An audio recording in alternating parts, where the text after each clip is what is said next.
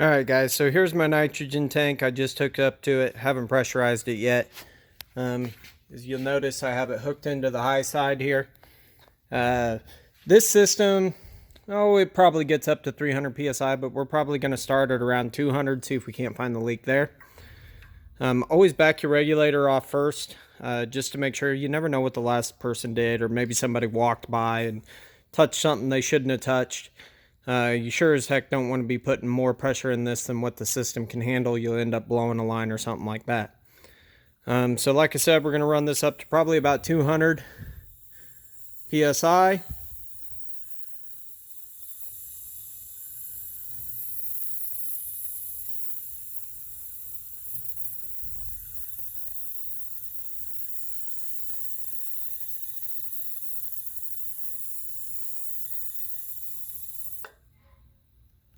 Uh-oh, our regulator just rolled over.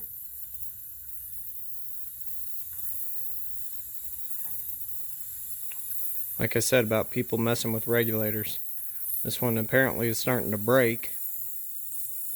Alright, we're at about 200 psi right now.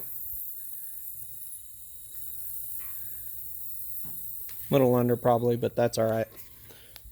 Bottle of bubbles. Woohoo! Basically what I'm going to do is I'm going to spray everything down. You notice the first place I sprayed is right here inside of the actual strainer valve for the low side. I started there just simply because that's a very common place. It's just like a bike strainer valve. Very common for them to leak right there. All of these fittings where the rubber meets the actual steel line, you want to spray those real good. That is a very, very common place for them to leak, is right where the rubber meets the fitting itself. Spray all those down real good. Come up here, any connection points you definitely want to spray. Always start at some of the obvious spots, just to make sure. Sometimes you have to get a little bit more into it, but start with the obvious stuff, fittings and things like that. Let's head over to the compressor. We'll check it.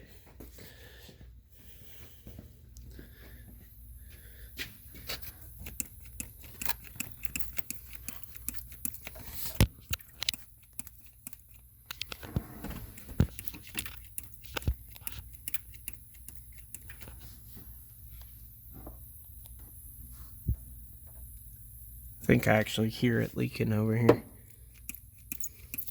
Right behind the compressor clutch. Very common place for them to leak.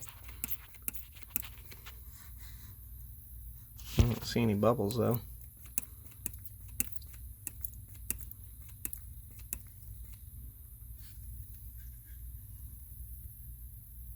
I can hear it leaking. I know it's over here. Spray right down inside that compressor clutch again, right behind it. Like I said, very, very common spot. Spray this fitting up here real good. The hose fittings. I don't see it, but I hear it.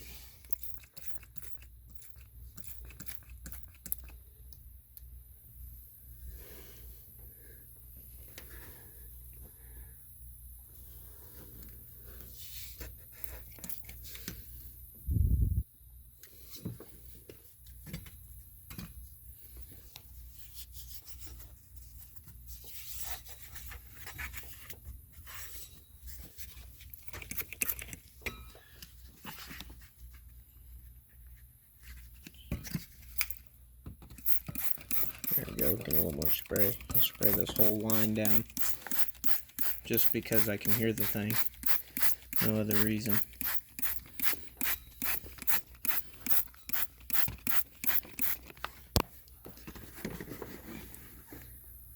Yep, I don't see it up top. Get down low and go from underneath.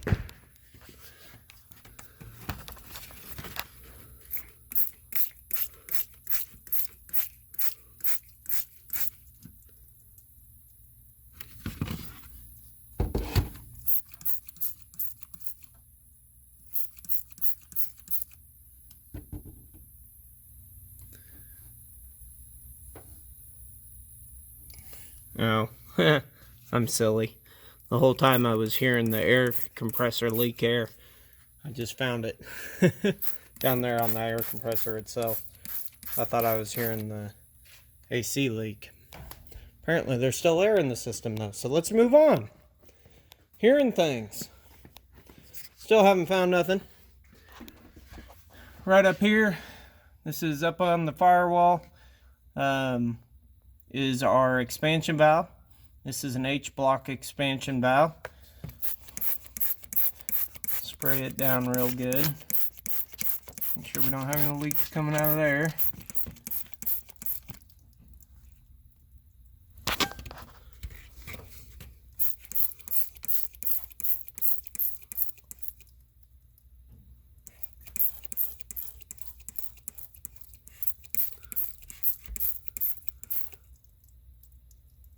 Alright, I'm not seeing anything obvious, guys. So, what we're going to do is we're going to do a vacuum check on it. It is possible, you know what I didn't do yet though. Let me shut off my tank.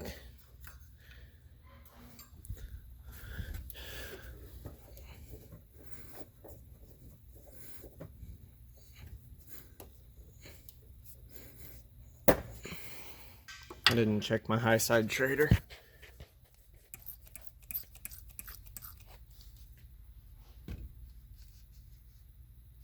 Looks good.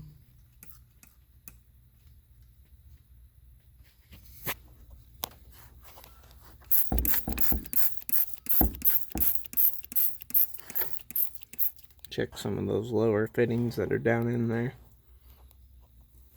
And it could be at the bunk, could be in the evaporator core inside the cab. Maybe it doesn't have a leak. Who knows when the last time this thing was serviced. I would assume it does. I don't know if you can see what I'm doing. It doesn't look like you can.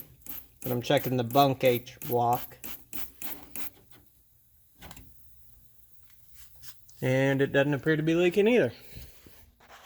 Alright. That'll move us to our next step. We're going to do a vacuum check on it and go from there. Oh, let me show you how to evacuate nitrogen. Nitrogen is not Freon. In fact, if you remember from our emissions class, nitrogen is basically what atmosphere is made out of.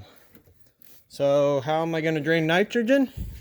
Hook it back up, shut off my valve, crack my line.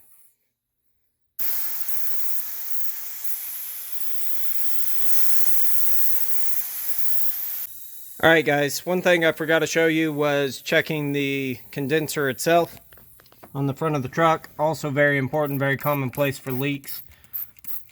Just spray it down, make sure you don't have any bubbles. You notice I have some damage right there in the middle, so I'm going to spray that spot really good.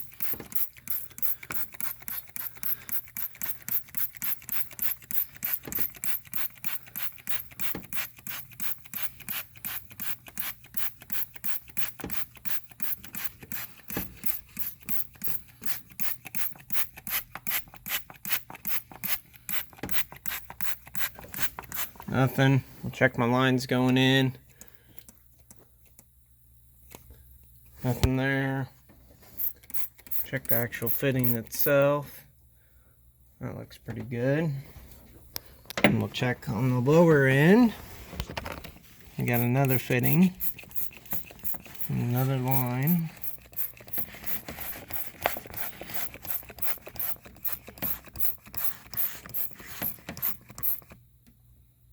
No bubbles there. Alright. Moving on to our vacuum check.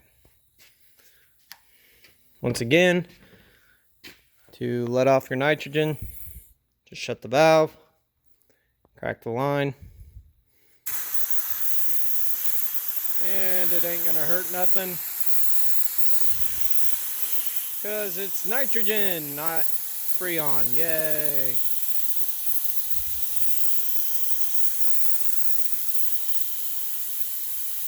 Now, I watched a video here actually. I was trying to find a video for this class.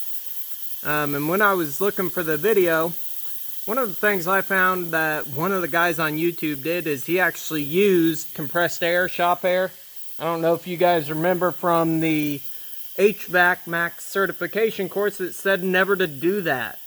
Basically, Freon can become combustible when it's under pressure, so it's extremely dangerous. Never use shop air.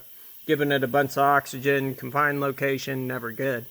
And since we are doing this virtually, which kind of isn't the hands-on, that's one thing I really want to stress is when you're on YouTube, if you're looking for how to do something, there's some people that will just not show you the safe way to do it. They've done it that way their whole life. Nothing bad ever happened to them, but it could. So please don't use compressed air. That's not a good thing. Also, obviously we're going to be charging our HVAC system with this on this machine. You'll see a lot of people buy little canisters and hook it up to a pressure gauge and charge it. If you do that, use a little common sense. You don't want to put a little aerosol can on the high pressure side of an AC system. High pressure side of an AC system runs extremely high PSI. That means it will blow up that canister in your hand. Do not do it. If you're ever going to use a little handheld aerosol canister, you have to charge on the low side, not the high side. That way it's pulled in. Alright, I'll get our gauges hooked up. We'll run a vacuum check. Alright guys, I fired this machine up. What you hear running now is the machine itself. Over here I hooked up both our high and low side lines. The valves are all the way open, which means they're all the way tight. Right? Open those ports up. Pressures, once again, are reading 0 and 0. Because that's what we started with. No reason for it to change. What I'm going to do is I'm going to put it over here on vacuum. What this does, I'm going to put both valves onto vacuum. What this does is it's going to put a negative pressure on the AC system. And I'll show you that here on the gauges. I'm going to come over here. Vacuum. I bet it's going to make us recover first.